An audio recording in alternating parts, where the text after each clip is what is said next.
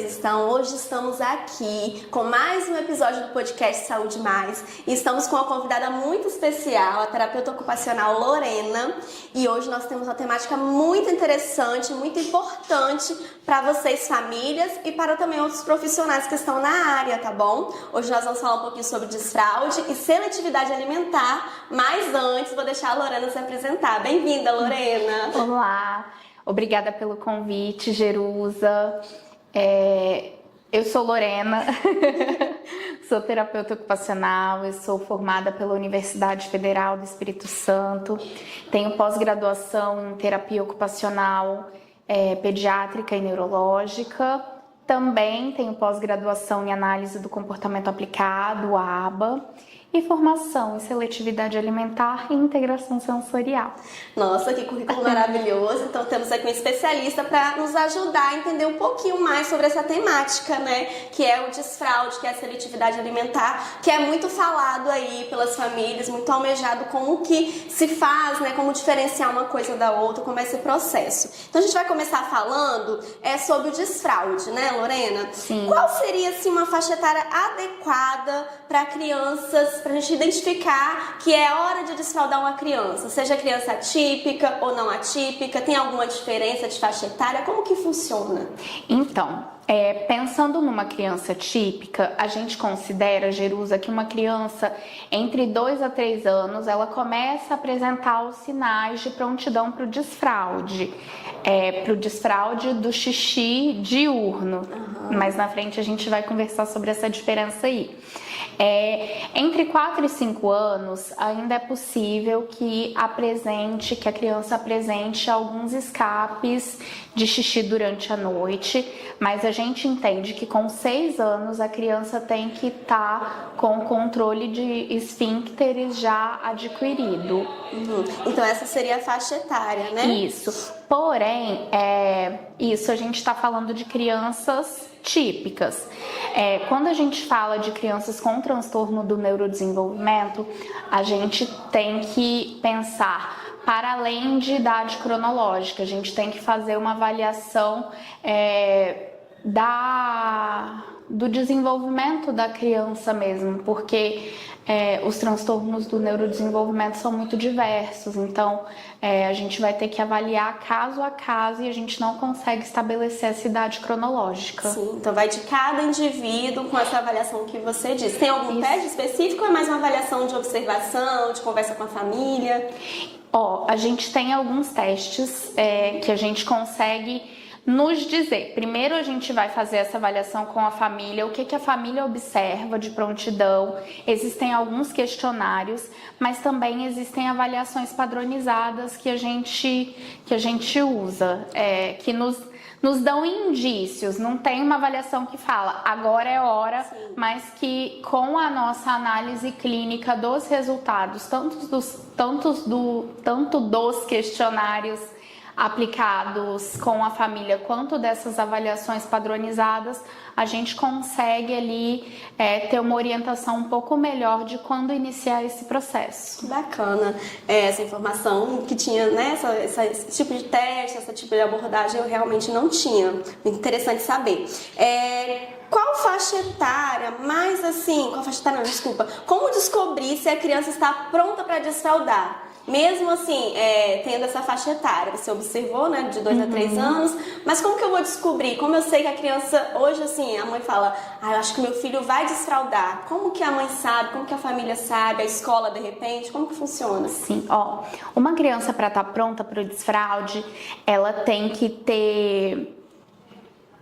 Uma criança, para estar pronta para o desfraude, ela tem que ter uma maturação neurológica, motora, e aí da parte motora também pode ter uma base sensorial envolvida, e ela também tem que ter a maturação emocional. Mas no dia a dia, a gente consegue observar alguns sinais que a criança dá de que talvez seja o momento do desfraude. E aí esses sinais são começar a aparecer com a fraldinha seca durante a noite, dormir a noite inteira, no dia seguinte a fraldinha tá seca, A criança tem que dar conta de ficar sentada com boa postura no vaso sanitário aí por um período de 5 a 10 minutos. A criança tem que atender a comando, a criança tem que se comunicar também. E aí, comunicação não necessariamente verbal. Cada criança vai ter a sua forma de comunicação. Mas ela tem que sinalizar o xixi e o cocô de alguma forma. Ela começa a ter interesse pelo banheiro. O que acontece ali naquele ambiente? Então, assim, esses são alguns sinais. Mas, por exemplo, se não apresenta esses sinais, e aí às vezes acontece de ir pra creche, né? E aí a creche fala, a gente tá fazendo desfraude coletivo. É ideal fazer esse desfraude coletivo, por exemplo, em ambientes assim? Ou mais ideal é partir de um ambiente mais familiar e depois ir para um outro ambiente? Como que tem algum critério? Você tem alguma orientação em relação a isso? Porque a gente vê que acontece muito, principalmente em creches, né? Quando a criança tá entrando na creche e os coleguinhas estão desfraudando. E aí faz um desfraude coletivo, por exemplo? Não recomendo desfraude coletivo porque cada criança tem um desenvolvimento. E aqui falando principalmente das crianças com transtorno do neurodesenvolvimento, a gente precisa avaliar cada caso. E aí a minha recomendação é, quando você sentiu que pode ser que esteja na hora de desfraudar a criança, se é uma criança com transtorno do neurodesenvolvimento, busca pelo terapeuta ocupacional. Por quê? Porque a gente vai conseguir, por meio dos questionários e das avaliações, rastrear na sua criança se está no momento certo e como que a gente vai fazer. Não existe nenhuma orientação geral de como fazer, porque a gente vai avaliar a particularidade do desenvolvimento de cada criança. Como eu falei, a gente tem que avaliar maturação neurológica, maturação motora, os aspectos sensoriais aí e o emocional dessa criança. Então, assim, melhor buscar por orientação, até porque um desfraude realizado em momento errado e de forma inadequada pode trazer prejuízo. Então, minha orientação é: não vamos pelo coletivo, principalmente quando se trata de uma criança com transtorno do neurodesenvolvimento. Melhor a gente sempre ir com orientação do terapeuta ocupacional. Para ser mais direcionado, mais assertivo, né? Isso. Ok. Tem uma idade limite para desfraudar? Por exemplo, a criança tem 6, 7 anos e ainda não conseguiu desfraudar, seja típica ou atípica. Tem algum limite de idade? Então, como eu falei lá no comecinho, a gente espera que uma criança típica de 6 anos já tenha o controle total dos esfíncteres. Mas se tratando de transtorno do neurodesenvolvimento, a gente não consegue estabelecer essa idade limite justamente porque o desenvolvimento de cada um vai ser de uma forma. Então a gente tem que fazer esse rastreio das funções aí da criança, do desenvolvimento para estabelecer. Então a gente não consegue estabelecer isso aí, esse limite. Entendi. Quais os passos que a gente tem que seguir para desfraudar? Ou seja, assim, tem algum passo a passo? Primeiro a gente ensina o que é o vaso, ensina para que serve, aí ensina o que é a fraldinha, que não vai ter mais. Tem algum passo a passo? E tem algum, tipo assim, quais pessoas devem estar envolvidas nesse processo? Em relação ao passo a passo, primeiro a gente tem que saber aí se o motor da criança, se ela está dando conta. Se está dando conta, ok, vamos iniciar o desfraude, então vamos lá. Aproximação com o banheiro, para a criança entender para que é aquele ambiente. A gente sempre orienta para a família levar a criança ao banheiro quando for utilizar o banheiro, para mostrar para que serve mesmo. Fez xixi, vai lá, mostra para a criança. A gente vai, quando ela ainda estiver usando a fralda, assim, eu digo que tirar a fralda é um dos últimos passos do desfraude, porque quando a gente retira a fralda, a gente não vai voltar mais. Então, a gente vai fazer todo um trabalho antes para que quando a gente chegue nesse momento de retirada, a criança consiga manter sem que isso gere um desconforto para ela. Então, tem esse processo de aproximação com o banheiro, as brincadeiras. Vai ter aproximação com vaso sanitário também, para ver se a criança dá conta. É muito comum o medo do vaso sanitário. Então, a gente tem esse processo de ampliar o tempo de permanência sentado. Às vezes vai começar com 10 segundos e vai ampliando gradualmente junto dos reforçadores. Muito comum também a criança que tem... ela consegue desfraldar do xixi, mas tem a dificuldade com o cocô. Então, tem aquele processo de trazer o cocô para o ambiente do banheiro, depois, se for o caso, o cocô com a fraldinha sentado no vaso.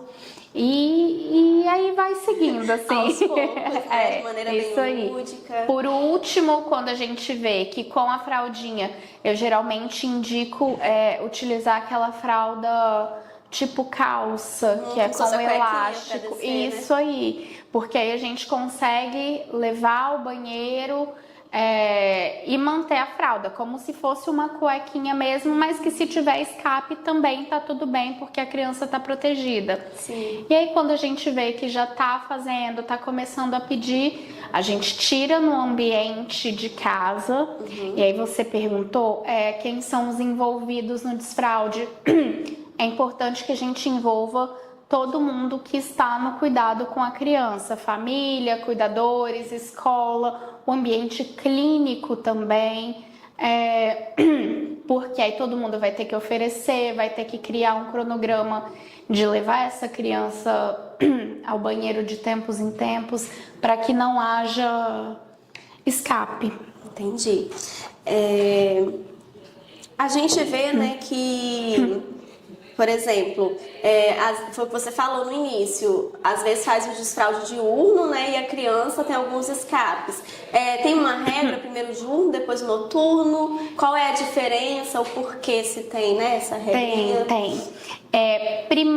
Primeiro desfraude que acontece é um que a gente nem percebe, que é o desfraude do cocô noturno. A criança, por si só, vai deixando de fazer cocô na fraldinha durante a noite. E aí a intervenção começa mesmo pelo desfraude do xixi durante o dia, depois passa para o desfraude do cocô durante o dia e, por fim, o desfraude do xixi durante a noite, que exige uma maturação neurológica um pouco maior, que a criança adquire um pouco mais tarde. E esse desfraude noturno, aí acorda a criança durante a noite de algum tempo ou não acorda? Você sabe orientar em relação a isso? Então, primeiro a gente tem que avaliar, é uma criança que tem dificuldade com sono? É uma coisa que teoricamente acontece de forma natural, porque à medida que a criança vai crescendo, ela passa a acordar, quando a bexiga tá cheia, ela começa a despertar. Só que é válido a gente dar um empurrãozinho, a gente auxiliá-la nesse processo, né? A gente dá algumas orientações. Desculpa. Sim, pode ver. Primeira coisa é reduzir a ingestão de líquidos 2 horas antes dela dormir. A gente orienta a família que faça isso. Xixi imediatamente antes de dormir. E de noite, se for uma criança que, se a gente levá-la ao banheiro, ela volta a dormir de forma natural, eu recomendo, mas se for uma criança que tem dificuldade de voltar aí com esse sono, de pegar no sono normalmente, a gente protege a cama, se for o caso, até ela adquirir totalmente, usa a fraldinha à noite, mas não vou orientar a acordar, não. Se a criança tem distúrbio do sono, deixa ela dormir e a gente se previne de outra forma. Mas a tendência é que seja uma coisa mais natural. Isso, que com desenvolvimento ela vá adquirindo isso. É importante a gente saber, né, esses passos a passos, esses critérios, porque às vezes a família, né, fica um pouquinho mais ansiosa em relação, poxa, tá ficando até 4, 5 anos e ainda tá usando fralda, os coleguinhas não estão. Então a gente precisa entender um pouquinho que cada criança vai ter o seu tempo de desenvolvimento neurológico mesmo, às vezes, né, biológico, e outras vão ter um tempinho mais curto. Então é importante a gente ver esses marcos de desenvolvimento e também esses critérios. Por isso que a gente está conversando um pouquinho em relação ao desfraude aqui. E até mesmo respeitar o momento da criança para que a utilização do banheiro não se torne aversiva, para que ela não tenha isso como uma obrigação, para que seja algo natural, né, do desenvolvimento dela. Sim, muito bacana. Em relação ao desfraude, a gente, né, finalizou esse assunto por aqui, mas se vocês tiverem mais dúvidas, vocês podem comentar lá no nosso vídeo, né, no nosso podcast, que a gente também consegue respondê-los durante a semana aí, tá bom? Agora a gente vai partir um pouquinho para o assunto de seletividade alimentar, que é um assunto bem dinâmico, muitas pessoas têm muitas dúvidas em relação a isso, e de como diferenciar a seletividade alimentar, por exemplo, de uma preferência alimentar. Porque a gente vê isso também não só em crianças pequenas, mas também em adolescentes. Então, acho uma temática bastante relevante neste momento, né? Então, a gente vai adentrar. E aí, eu já comecei introduzindo, realmente essa é a pergunta, Lorena. Seletividade alimentar, o que é? E qual é a diferença da seletividade alimentar para a preferência alimentar? Vou começar pela preferência. Okay. Preferência, o nome já responde, assim, todos nós temos as nossas preferências, mas isso não significa que a gente vai deixar de comer outras coisas porque temos as preferências. Sim. A partir do momento que essa preferência começa a fazer com que a criança, que o adolescente restrinja a alimentação, que ele comece a focar só nessas preferências, aí vai surgindo a seletividade alimentar. Ele vai restringindo cada vez mais a quantidade de alimentos, de variedades, na verdade, e vai focando nessas preferências.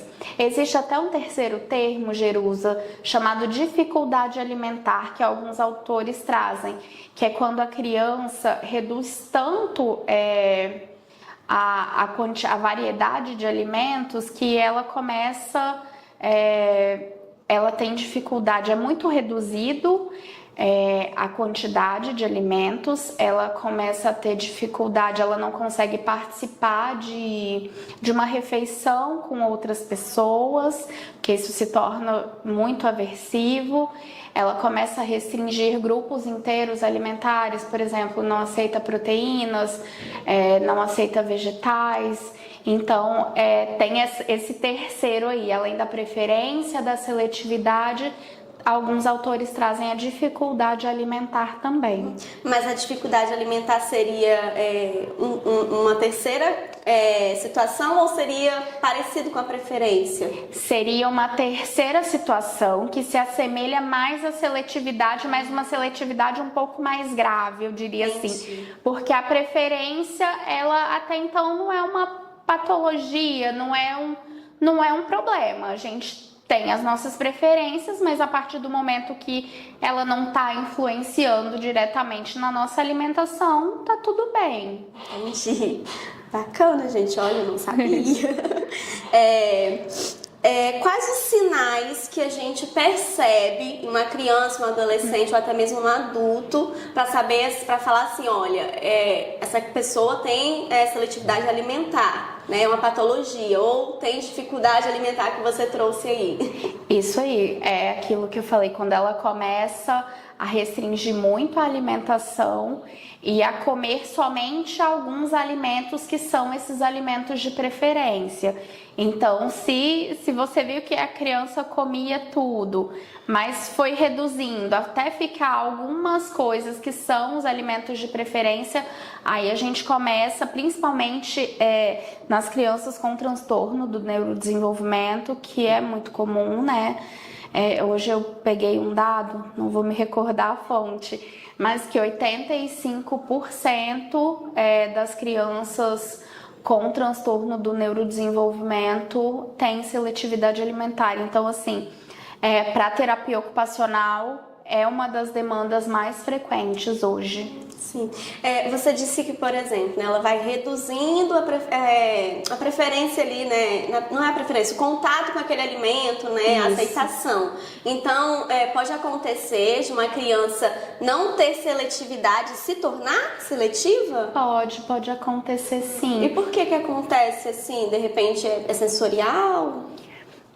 Pode ser sensorial, isso a gente vai ter que avaliar. Se tem uma questão sensorial envolvida, tem a questão da rigidez cognitiva também. E a gente também, nesse caso não tanto, mas tem questão da musculatura orofacial, da mastigação também, que a criança não está tão preparada. Então é multifatorial aí, a gente tem que entender cada caso. Entendi. Então é importante que nesses momentos, na dúvida, procurar, né, um especialista, o terapeuta ocupacional, né, até mesmo a nutricionista, dependendo do caso, para investigar. Porque eu imagino que deve ser muito difícil, né, para pais, para familiares que têm, né, essas crianças em casa ou conhecem alguém, mas um cuidado mesmo, porque imagina, você sempre ofertando ali, achando que a criança não quer comer. E eu acho que, de repente, pode gerar algum prejuízo, né? Da forma que você quer introduzir esse alimento ou não. Isso aí. Uma orientação principal é não forçar. Os antigos trazem aquilo, é só deixar com fome que vai comer. Seletividade alimentar não tem isso. Se você deixar com fome, a criança vai continuar, vai ficar com fome e não vai comer, porque para ela é muito difícil, assim, é algo muito aversivo. Então, a fome não é suficiente para fazer com que ela coma. Importante esse olhar, né, para que a criança não saia prejudicada, não fique com um bloqueio de repente ali em relação ao alimento, né? Que a alimentação é uma coisa muito séria, leva a nutrição, né? A questão. Sim. A intervenção de seletividade alimentar, como qualquer tratamento, tem que ser feita de forma muito respeitosa. É uma coisa muito difícil de tratar, justamente por isso, porque é muito devagar, assim, e tem que ser feita de forma respeitosa justamente para não criar uma aversão ainda maior na criança. Sim. Quando a gente fala de seletividade alimentar, geralmente nós ouvimos, né, em sua grande maioria, em relação a crianças e adolescentes com TEA. Como que seria a atuação, né, com crianças com questões do neurodesenvolvimento para a seletividade alimentar? Como trabalhar assim? Como que vocês fazem esse processo, esse trabalho com essas crianças, com esses adolescentes? Então, a gente ouve falar com TEA porque tem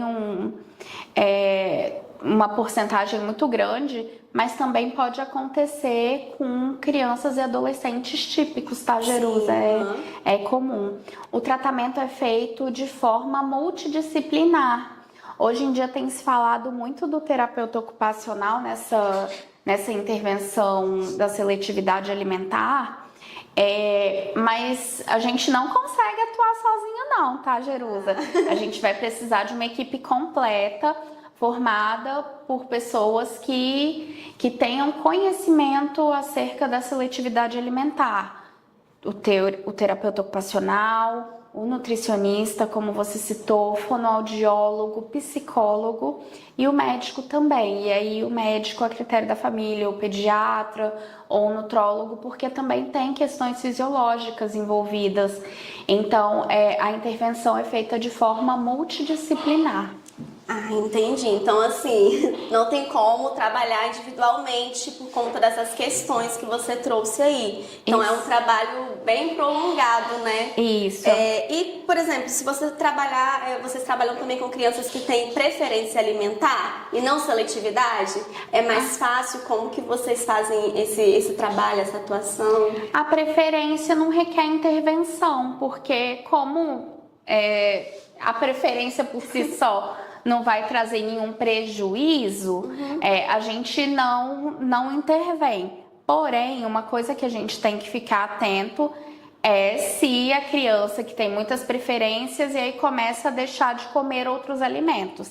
Aí a minha orientação é, você percebeu que a sua criança começou a reduzir a diversidade de alimentos, já procura por ajuda logo, procura por intervenção, porque quando a gente intervém logo no início, é muito mais fácil do que a gente deixar isso se prolongar, a criança se tornando cada vez mais seletiva, restringindo mais, é mais difícil da gente conseguir voltar. Então, assim, na preferência não tem necessidade de intervenção, mas quando a criança tem muitas preferências, é bom a gente ficar atento caso ela comece a restringir muito. Sim, para entrar logo com intervenção precoce, né? Isso aí.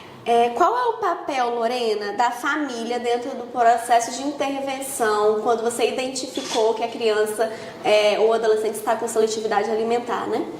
Então, a gente sabe que falar de alimentação com criança está diretamente relacionado à família, porque desde que a criança nasce, o primeiro contato com o alimento vem da família.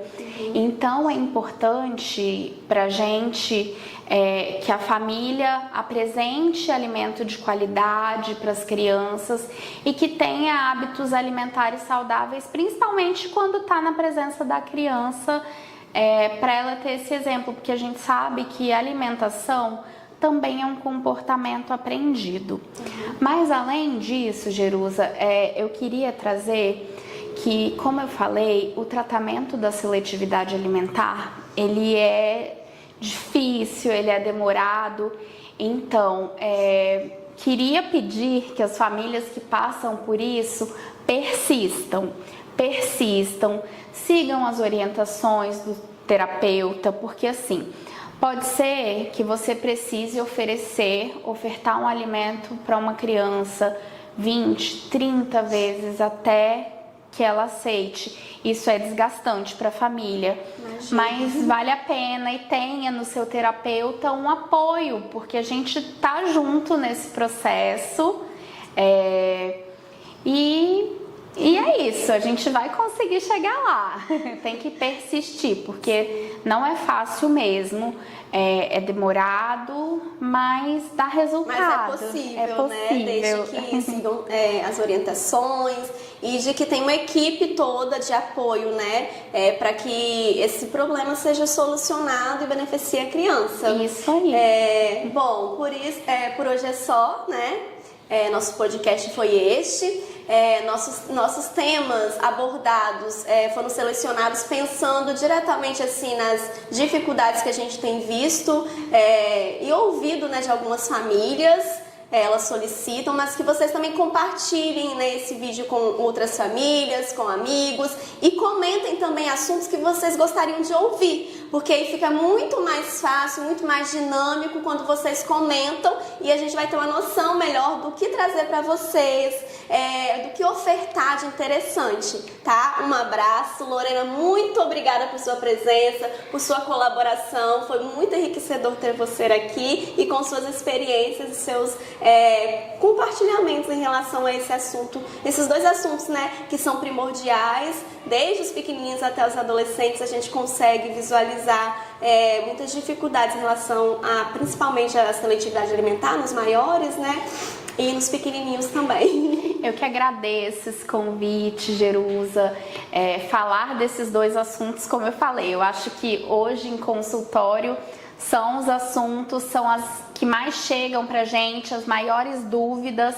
Então, agradeço por ter aberto esse espaço pra gente trocar sobre esse assunto e poder contribuir com as famílias também. Muito obrigada. Obrigada a você. Tchau, pessoal. E não esqueçam, comentem, compartilhem e até a próxima. Tchauzinho. Tá.